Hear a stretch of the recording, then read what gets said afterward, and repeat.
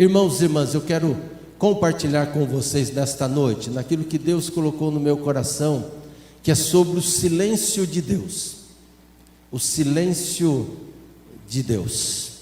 Uma das coisas mais frustrantes para muitas pessoas, especialmente os crentes, em tempos de crise, em tempos de insegurança, em tempos de frustração, é que o nosso Deus muitas vezes permanece em silêncio. E isso acontece segundo o propósito de Deus. Como nós cantamos aqui, tudo Deus faz para o nosso bem. Então Deus muitas vezes permanece em silêncio diante das circunstâncias, diante dos problemas, diante da enfermidade, porque Ele sabe o que está fazendo.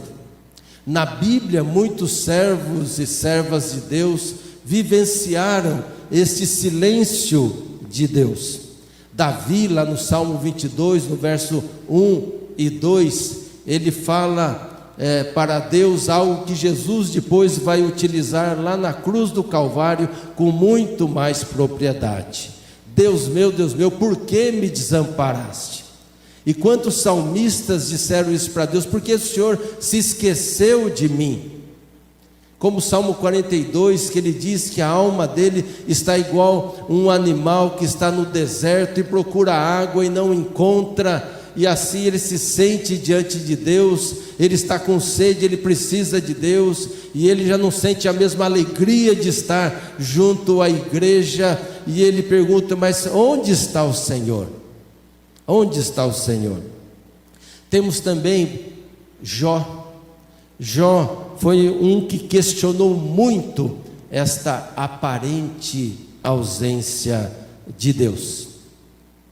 E é interessante Jó, porque Jó fez muitas perguntas para Deus. Aliás, muito se fala da paciência de Jó, né? Mas se você ler atentamente, não havia paciência nenhuma ali em Jó.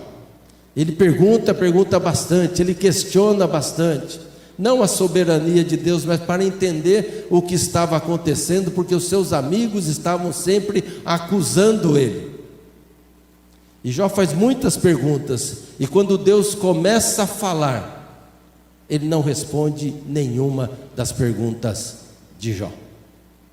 E Jó chega lá no final do livro dele, ele diz: falei bobagem, falei de coisas que eu não conhecia. Antes eu conhecia o Senhor só de ouvir falar. Agora, com toda essa experiência que eu vivi, os meus olhos te veem. Os meus olhos te veem. Portanto, perguntas como: onde está Deus? Por que Ele não me responde? Por que Ele permite que passemos por isso? Por que Ele permite que passemos por circunstâncias adversas na nossa vida, que nós não sabemos como resolver?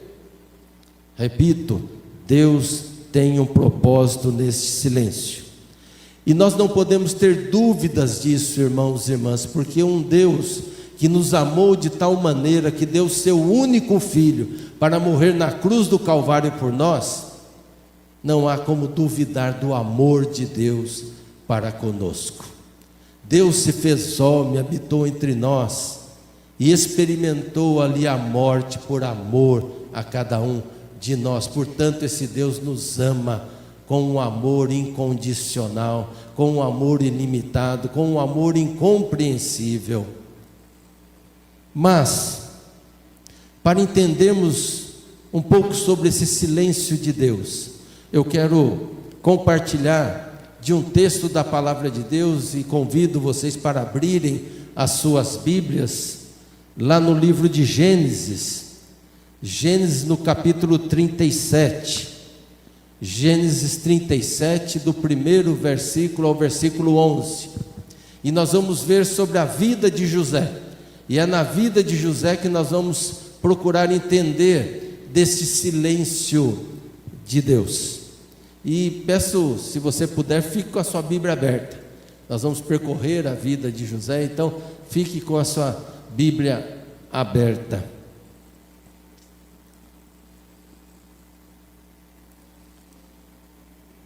Gênesis 37, 1 a 11 diz assim, mesmo assentados, mas com toda a reverência: Jacó ficou morando na terra de Canaã, onde o seu pai tinha vivido. Esta é a história da família de Jacó. Quando José era um jovem de 17 anos, cuidava das ovelhas e das cabras, junto com os seus irmãos, os filhos de Bila de Zilpa, e que eram mulheres do seu pai. E José contava ao pai as coisas erradas que os seus irmãos faziam. Jacó era velho quando José nasceu, e por isso ele o amava mais do que todos os seus outros filhos. Jacó mandou fazer para José uma túnica longa de mangas compridas. Os irmãos viam que o pai amava mais a José do que a eles, e por isso tinham ódio dele e eram grosseiros quando falavam com ele. Certa vez, José teve um sonho e o contou aos seus irmãos. Aí é que ficaram com mais raiva dele, porque ele disse assim: escutem que eu vou contar o sonho que eu tive. Sonhei que estávamos no campo amarrando feixes de trigo, e de repente o meu feixe ficou de pé, e os feixes de vocês se colocaram em volta do meu e se curvaram diante dele. Então os irmãos perguntaram: quer dizer que você vai ser o nosso rei e vai mandar em nós? E ficaram com mais ódio dele, ainda por causa dos seus sonhos e do jeito que ele os contava. Depois José sonhou outra vez e contou também esse sonho aos seus irmãos, e ele disse assim: eu tive um outro sonho, e desta vez o sol, a lua e as 11 estrelas se curvaram diante de mim. E quando José contou esse sonho ao pai e aos irmãos, o pai o repreendeu e disse: o que quer dizer esse sonho que você teve? Por acaso a sua mãe, os seus irmãos e eu vamos nos ajoelhar diante de você e encostar o rosto no chão? Os irmãos de José tinham inveja dele, mas o seu pai ficou pensando no caso. Palavra do nosso Deus. Muitas vezes, por conhecermos a história de José por inteiro, até o final, não damos muita importância em tudo aquilo que passou na vida de José. Não damos importância nos sentimentos, nas dores, no sofrimento, nos pensamentos, nas frustrações que certamente José passou na sua vida, nessa sua trajetória. O texto inicia mostrando um jovem de apenas 17 anos, e pelo que vemos aqui, um jovem imaturo, um jovem ingênuo, José. Jacó, ou Israel, diz o texto, amava mais a José, e isso causava ciúmes entre os irmãos. E para complicar, talvez por ingenuidade ou quem sabe por provocação, José, ele entregava tudo o que seus irmãos faziam. José era aquele que os irmãos aprontavam alguma coisa, chegava lá: ô papai, ó, os irmãos fizeram isso, o Rubem fez isso, o Judá fez isso, e assim ele entregando todos os seus irmãos, e os irmãos ficavam com raiva dele, ficavam bravos com ele. E também José era um sonhador, e ele teve 2 sonhos, resolveu contar aos seus irmãos, inclusive ao seu pai. E os sonhos queriam dizer que ele estaria no centro e que os irmãos e até o pai iria se prostrar diante dele devido à autoridade que ele iria ter. E a partir daí todos nós conhecemos, e se você ainda não conhece bem essa história, eu convido a você a prestar bem atenção nessa mensagem de Deus e também ler o texto lá na sua casa depois. Seus irmãos, por inveja, por ciúmes, pegam José e jogam ele dentro de um poço. Depois, eles ficaram com medo de matar José, porque o intento deles, a intenção era matar José. Eles pegam José e vendem José a uma caravana de egípcios que estava passando, e José então é vendido como escravo e é levado como escravo lá para o Egito. Como eu disse no início, por sabermos bem a história de José e o seu final, não damos conta de tudo que se passou na mente e no coração de José. E em meio a todos os acontecimentos, inicialmente falando aqui, onde estava Deus quando José, por ciúmes e inveja dos seus irmãos, foi jogado no poço? Onde estava Deus quando José foi vendido como escravo para uma caravana de egípcios e sendo levado como escravo para o Egito? Onde estava Deus? E aí eu falei para vocês ficarem com a Bíblia aberta, vão lá no capítulo 39. Capítulo 39, verso 1 e 2. Diz assim, eu estou lendo aqui na nova tradução, na linguagem de hoje, tá? Diz assim, José foi levado para o Egito, onde os ismaelitas o venderam a um egípcio chamado Potifar, um oficial que era capitão da guarda do palácio. O Senhor Deus estava com José, e ele morava na casa do seu dono, e ia muito bem em tudo, ou na outra tradução, prosperava em tudo o que fazia. Onde estava Deus quando José foi jogado no poço? Onde estava Deus quando José foi vendido como escravo? Onde estava Deus quando José estava na casa de Potifar como escravo? Diz a palavra de Deus, Deus estava com ele e Deus o abençoava para que tudo que ele fizesse prosperasse, mas em silêncio. Nós sabemos porque nós lemos a palavra de Deus. José não. O texto não narra os pensamentos de José, mas se coloca no lugar. Eu, quando leio a palavra de Deus, eu sempre gosto de fazer esse exercício, de me colocar naquela situação. Como você se sentiria no lugar de José? Você já há bastante tempo na igreja, mas de repente você injustamente é pego, injustamente você apanha, injustamente você é jogado no poço, injustamente você é vendido como escravo, injustamente você passa a ser um escravo na casa de Potifar. Como você se sentiria? Qual seria a sua reação? Que pensamentos estariam abrigando aí a sua mente? José no Egito foi vendido para Potifar, comandante da guarda de Faraó, e Deus estava com ele e o fez prosperar. E é interessante isso, né? Diante de uma teologia hoje que é muito falada e pregada em muitos púlpitos, que é a teologia da prosperidade. Como é que alguém é próspero sendo escravo? Não é? Estranho, né? Porque muito se fala que a prosperidade tem a ver com os bens materiais, com aquilo que pode ganhar, não é? Com aquilo de mal que não pode nos atingir. No entanto, José foi atingido por situações realmente complicadas, e José estava escravo, mas Deus estava com ele, o que mostra que a prosperidade não significa ou não está necessariamente atrelada à riqueza, a dinheiro, a bens materiais, nem mesmo à saúde, mas na presença de Deus na nossa vida. A prosperidade está aí na presença de Deus em nós. Gênesis 39, 5 a 6 diz assim: dali em diante, por causa de José, o Senhor abençoou o lar do egípcio e também tudo que ele tinha em casa e no campo.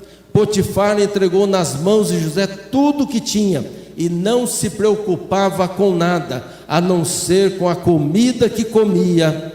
E José era um belo tipo de homem simpático. Veja bem, ele ganhou a confiança de Potifar, porque Deus o abençoava. E isso é bom a gente destacar, quando nós somos bênção, porque Deus está conosco. Aqueles que estão ao nosso redor também são abençoados.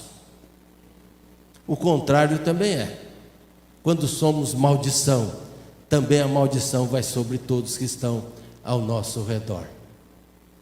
Porque o pecado é assim, não atinge só a gente, o pecado atinge quem está próximo também.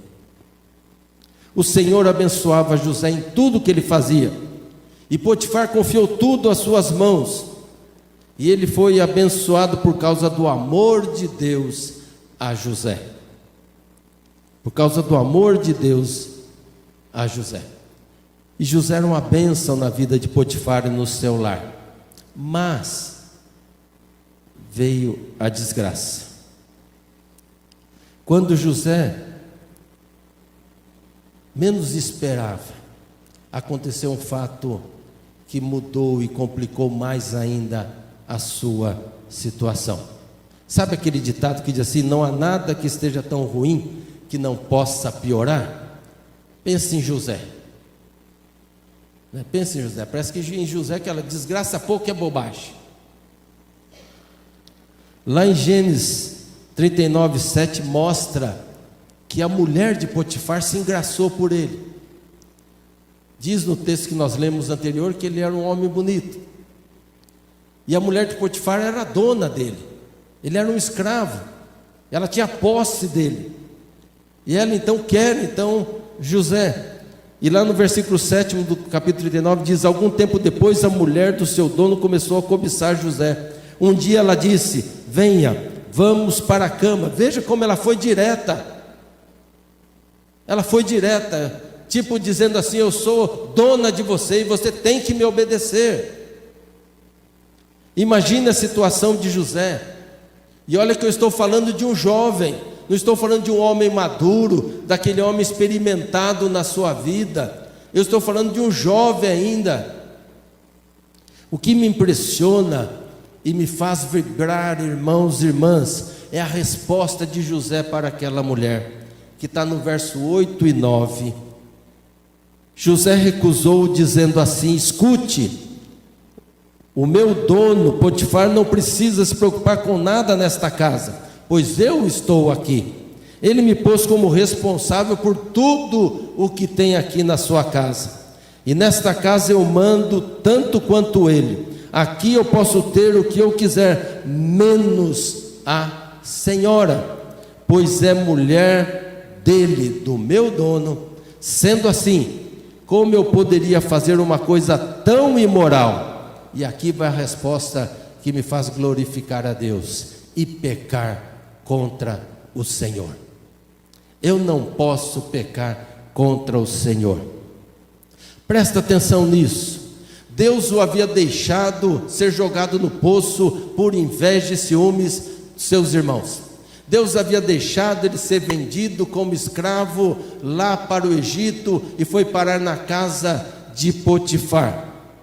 Agora permitiu que a mulher de Potifar se engraçasse, viesse para cima dele, o assediasse. E diante dessa situação, Deus totalmente em silêncio, José responde para ela: eu não posso pecar contra Deus. Isso é fé que agrada o coração de Deus. Uma fé que mesmo que ao redor esteja um caos, mesmo que as circunstâncias sejam as mais adversas, mas ele confia que Deus está no controle.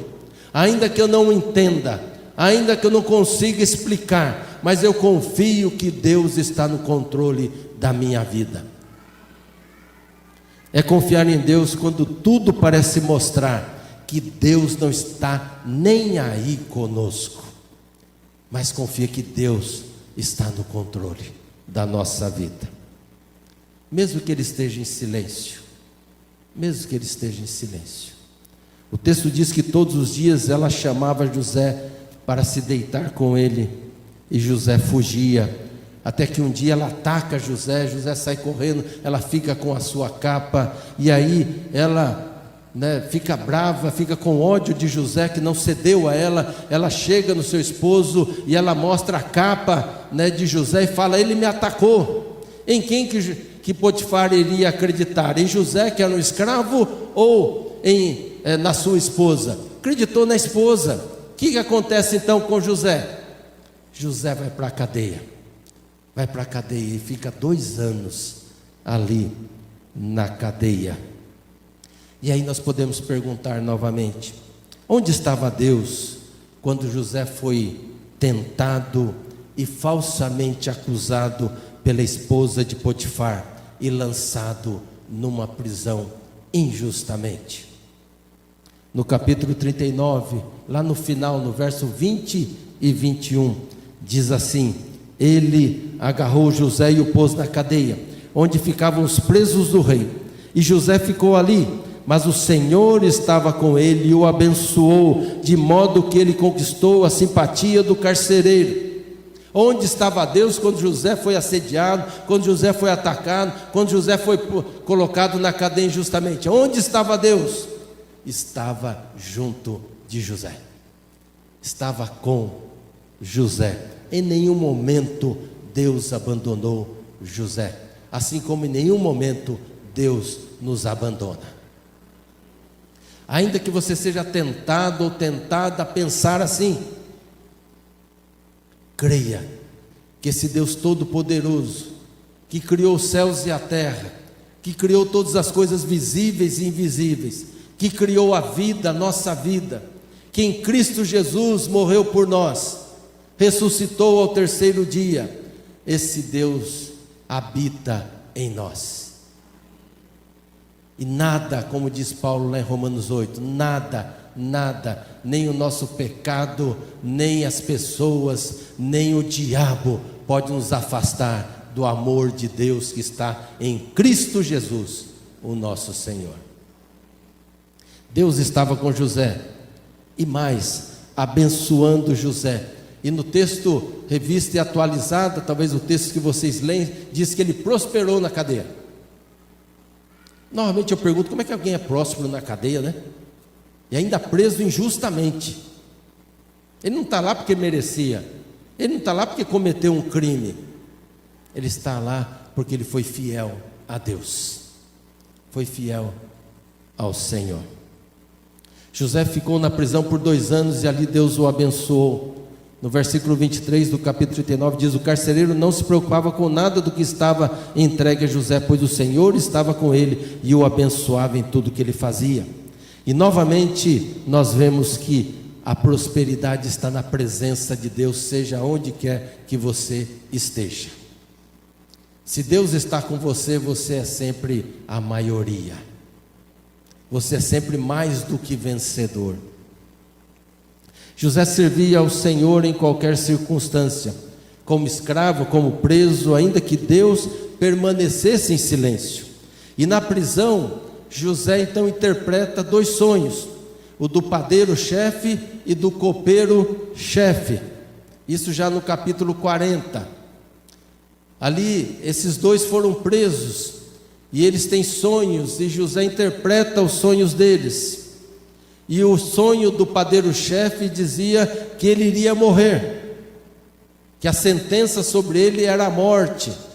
Já o copeiro-chefe não, a interpretação que José dá é que ele seria restaurado à sua função por Faraó.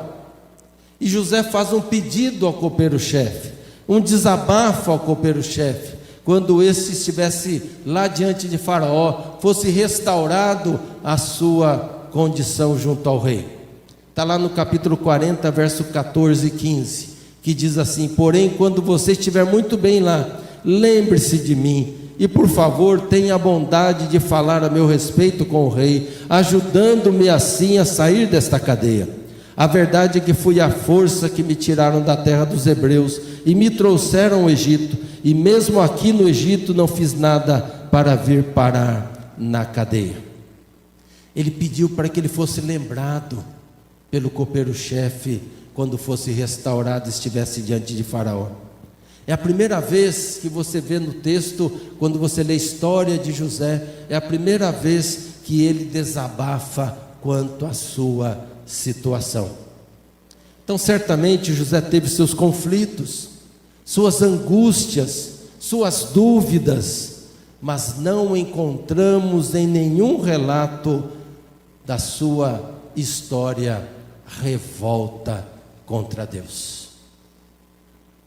O copeiro-chefe se lembrou de José quando ele foi restaurado. O copeiro-chefe, quando chegou lá diante do rei, lembrou de José e falou: tem alguém lá que interpretou o meu sonho e deu certinho? Não. Esqueceu de José.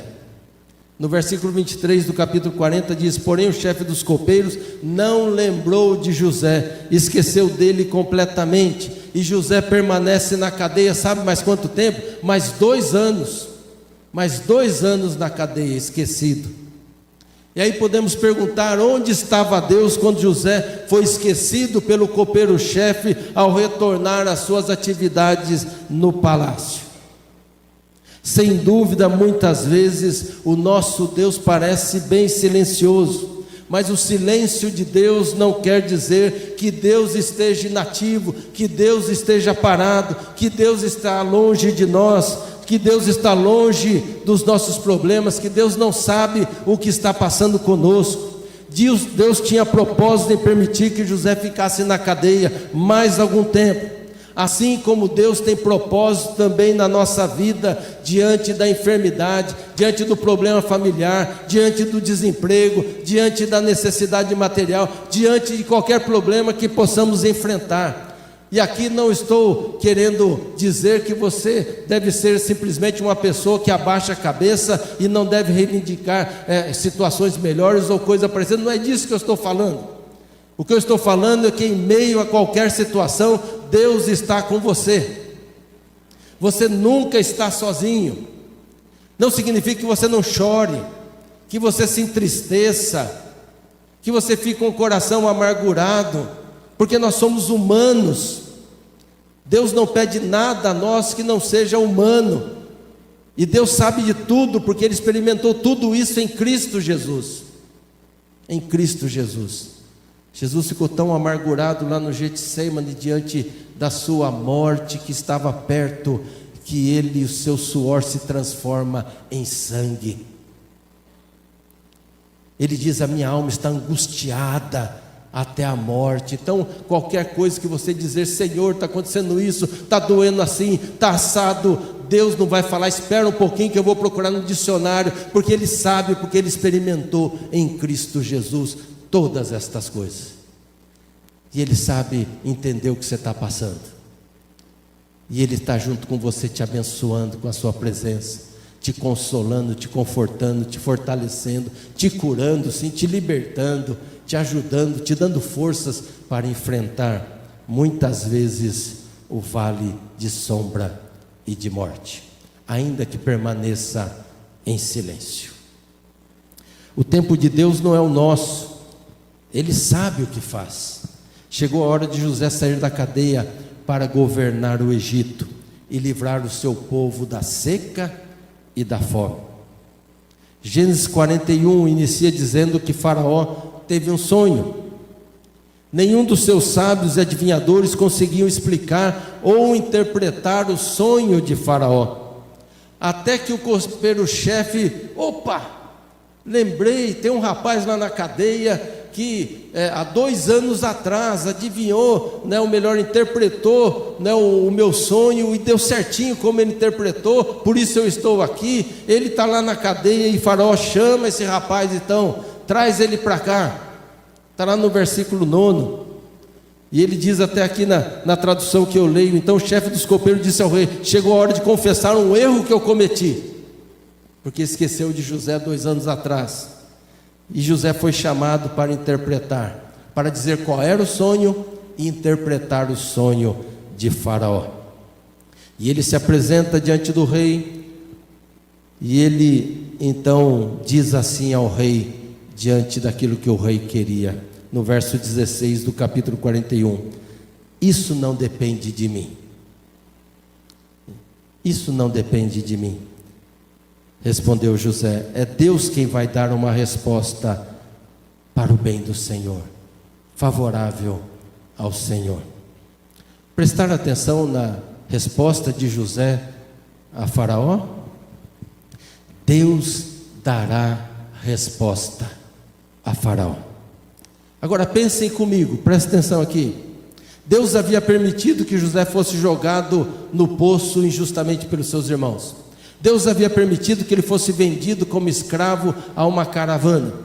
Deus havia permitido que ele ficasse como escravo lá na casa de Potifar. Deus havia permitido que ele fosse atacado pela esposa de Potifar, e por conta disso, por não pecar contra Deus, ele foi jogado na cadeia injustamente. E Deus havia permitido que ele ficasse na cadeia ali por 2 anos, e depois de interpretar o sonho do copeiro-chefe, Deus havia permitido que ele fosse esquecido pelo copeiro-chefe quando chegou novamente diante do rei. E Deus totalmente em silêncio. E no entanto, José chega para Faraó e diz: Deus falará, Deus dará resposta. Ou seja, é aquilo que Jó falou diante de Deus quando somente as suas gengivas estavam sãs, a sua carne estava podre, e ele diz: mas eu sei que o meu Redentor vive, e que por fim se levantará sobre a terra. Esse é o Deus que nós cremos, e essa fé que agrada a Deus, essa fé que nós devemos ter. Fé depois que o milagre acontece, já não é fé, você está vendo, você está presenciando. A fé é certeza, como diz Hebreus 11:1, é a certeza de coisas que a gente não vê. Ou seja, eu não estou vendo, eu só estou vendo o caos, eu só estou vendo o absurdo, mas mesmo assim eu creio que Deus existe, eu creio que Deus está no controle, e eu creio que Deus está comigo, mesmo que Ele esteja em silêncio. Deus costuma operar por trás do cenário, e quando José se apresentou diante do rei, irmãos e irmãs, havia se passado 13 anos, 13 anos, presta atenção, 13 anos, 13 anos nessa jornada, ou nessa saga. José não era mais um jovem imaturo, ingênuo, mas um homem com 30 anos, maduro e pronto para assumir o maior cargo do Egito, abaixo somente de Faraó. O que aconteceu com José era muito mais fantástico, maravilhoso do que qualquer sonho sonhado por José. Com certeza não foi fácil para José ficar 13 anos longe da família, 13 anos longe da sua terra natal, ser vendido pelos seus irmãos como escravo, viver como escravo na casa de Potifar, ser caluniado, preso injustamente, ser esquecido na prisão. Mas Deus sempre esteve com ele, e em tudo que ele fazia, todos ao seu redor viam a mão de Deus sobre a vida de José. Presta atenção nisso, o envolvimento e o interesse de Deus em nossas vidas não depende ou não pode ser julgado pela natureza das nossas circunstâncias. Não são as circunstâncias que mostram quem é esse Deus.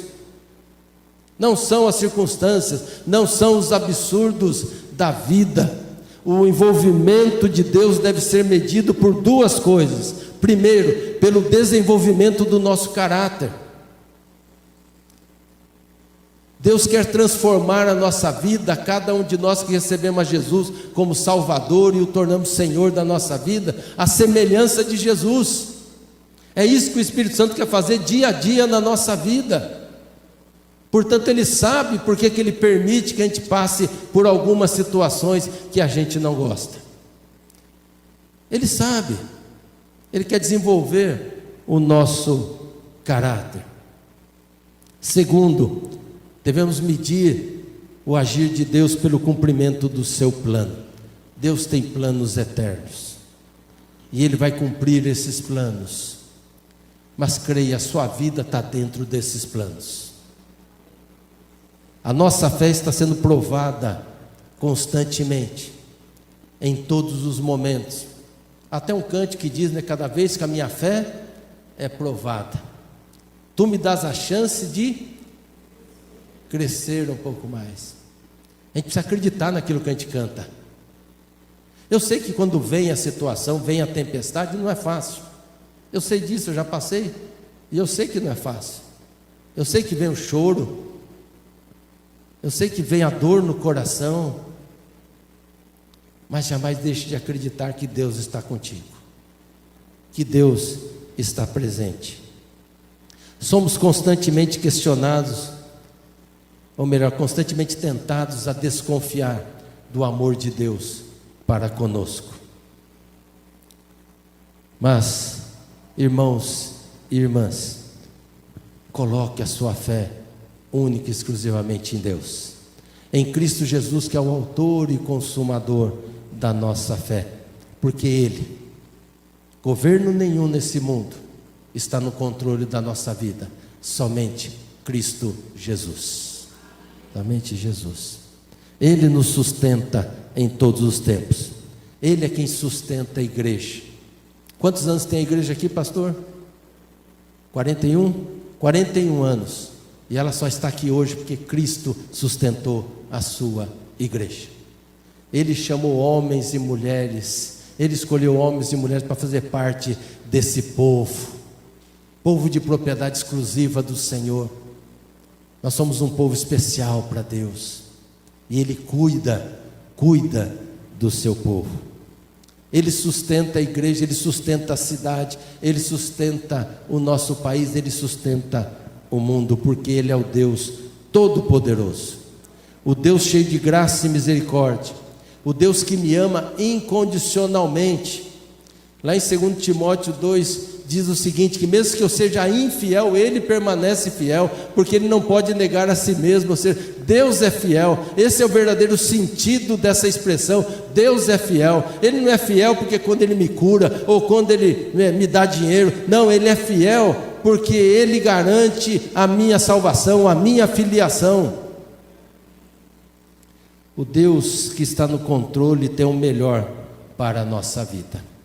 E eu quero concluir, irmãos e irmãs, contando uma experiência que eu tive lá nos tempos de capelania hospitalar. Quem foi ontem lá no encontro, eu contei um pouquinho, né? Eu fui capelão hospitalar por mais de 20 anos e trabalhei 9 anos no hospital de tratamento às pessoas com HIV/AIDS. Naquele tempo, na década de 90, na primeira metade da década de 90, não tinha nem o chamado coquetel, que é a combinação de 2 ou mais remédios, que hoje tem dado, né, aí uma vida melhor àqueles que vivem com o HIV.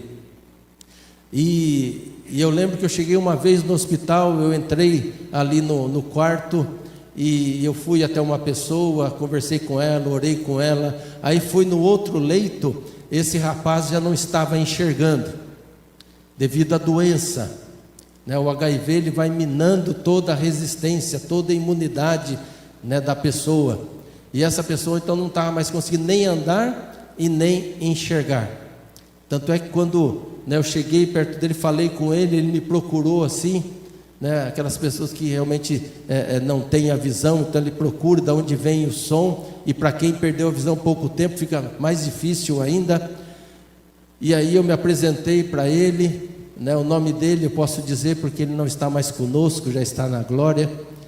E Claudinei, eu perguntei o nome dele, ele falou Claudinei, e ele chegou para mim e falou o seguinte: pastor, não perca tempo comigo, eu não tenho mais jeito, eu estou aqui porque eu aprontei muita coisa, e Deus não quer mais saber de mim.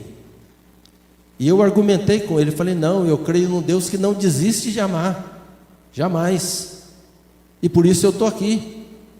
Ele falou, pastor, o senhor está com tempo? Então eu vou contar um pouco da minha história, o senhor vai ver que eu não tenho mais jeito. E ele começou a contar. É interessante que às vezes ele falava assim, eu quero confessar ao Senhor. Eu falei, pode confessar, mas é Deus que vai te perdoar.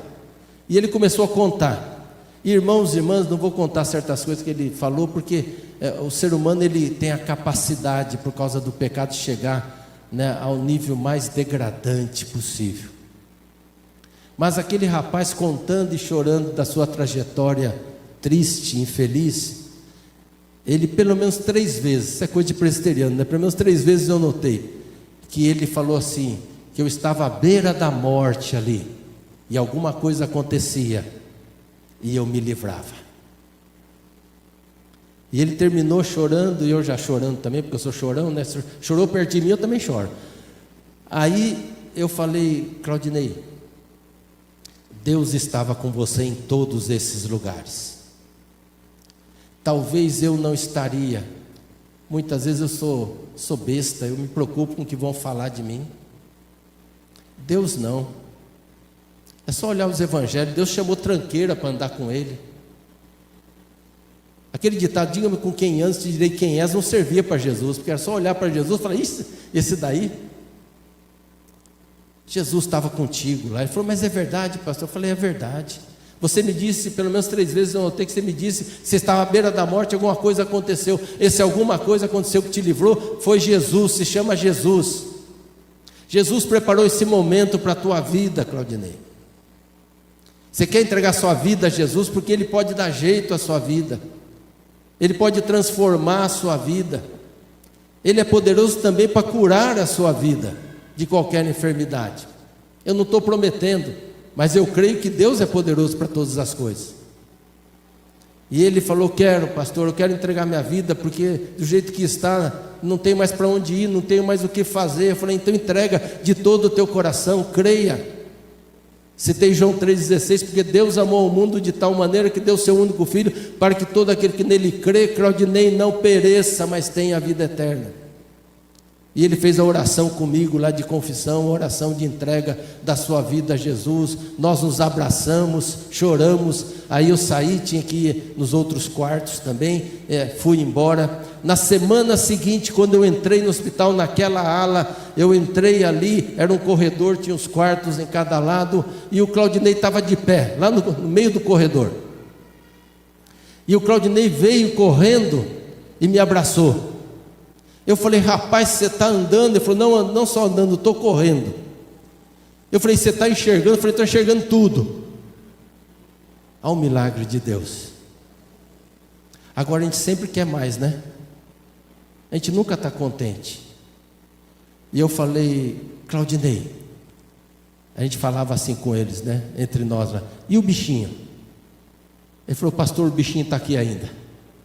E se Deus quiser, Ele cura. Se Deus não quiser, não vai curar.